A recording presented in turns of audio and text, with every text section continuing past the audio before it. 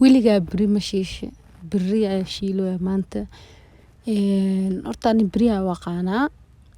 Adika waxa u taqaanin ma aqaan asxaabteyda qaaliga ani waxaan u aqaanaa beri. Hadda idin tilmaamo I mean waxa waaye idaha qaarkooda dambe shiilooya iyo hilib idaada kari rabaa maanta. Neef ayaan meeshaan noogu diyaarsan.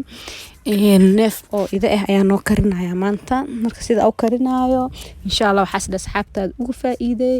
Beridaas ayaa rabaa maanta inaan iyada dhan saliid ka soo saaro oo iyada dhan ilaa ay ka shiilmayso ay ka noqonayso haruurshe.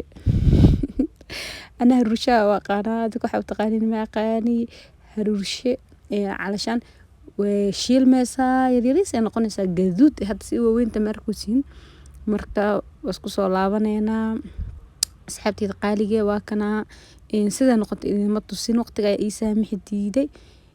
Hilibkan waa hilib idaad. Hilibka ay dabka soo saartay maxaa la dhihi jiray maya dabka soo maan saaran dhulka ayuu ii yaalaa. Waxaan rabaa inaan ku shubo hadda ayaa dabka saaraya. Marka dhulka soo yaala waxaa fiican inaa saliida oo berida oo kuleel ku shubtid kadib ay isku calaanjisid. Marka isku calaanjisid ayaa dabka saaraysaa. Marka waa daalnay waxyaabaha qaar inaan soo duubina laga yaabaa. Marka neef dhan qof karinayso wax sahlan maaha. Neef idaha ayaa karinooyaa. Marka waxaas asxaabtaada u duub waxaa saliid dhan kumaan darin waxaas dhan arkaysiin waa saliida oo berida ka shiilay iyo qaybta oo shafka oo idaha wuxuu ahaa neef oo jabsaday oo ay neefka la jaray. Marka insha Allah waxaan rabaa inaan waxyaabaha qaar aan ka gaaray inaan idin soo duubo. Waa ogtihiin aad ay u dhib badan yahay hilibka markii la jaraayo. Marka waxyaabaha ka gaaray idin soo duubaya asxaabteyda qaaliga ila socda insha Allah ayaanta janaalku waa ka caajisay. Marka si aan u caajisin insha Allah subscribe-ka waa dhankiina. Marka dabka waa kaasa dabka soo saartay arkaan saan soo qaxay waa kaasa oo noo soo badbaado digsi weyn Ilaahay weyn waaxide oo ku saaran yahay hilibka. Marka maanta shaqo ayaa ii taalo wallahi Ilaahay ii fududeeyo. Qeexina ka arkaysantiin ayaa u maleynayaa. Marka asxaabteyda qaaliga waa kaas saas ayaa maanta dhan u calaanjinayay.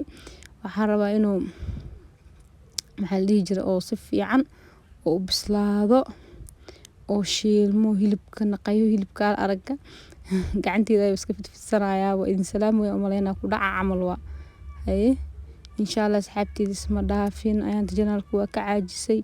Marka hadda video ku soo gaara please and please subscribe like share waa dhankiina walaalahayga qaaliga waxyaabo badan ayaa rabaa inaan idin soo geliyo insha Allah waa dadaalaya adikan dadaala dhiirigelinta waa dhankiina.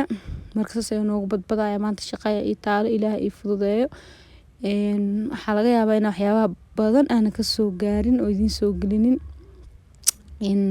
Marka hilibkaas ayaa maanta karinaya insha Allah. Beridani waxa u taqaanin qaybta community-ga nagula soo wadaaga. Ani beri ayaa u aqaanaa waana ido neefka idaha waaye. Marka insha Allah ana aad idaha u necbahay laakiin qof ayaa u sameynooyaa. Marka walaalahayga qaaliga isla socod wanaagsan insha Allah waxaan rajeynayaa inaan fiidiyoyaal aad iyo aad u qurux badan idin soo geliyo. Janaalka waa janaalkiina.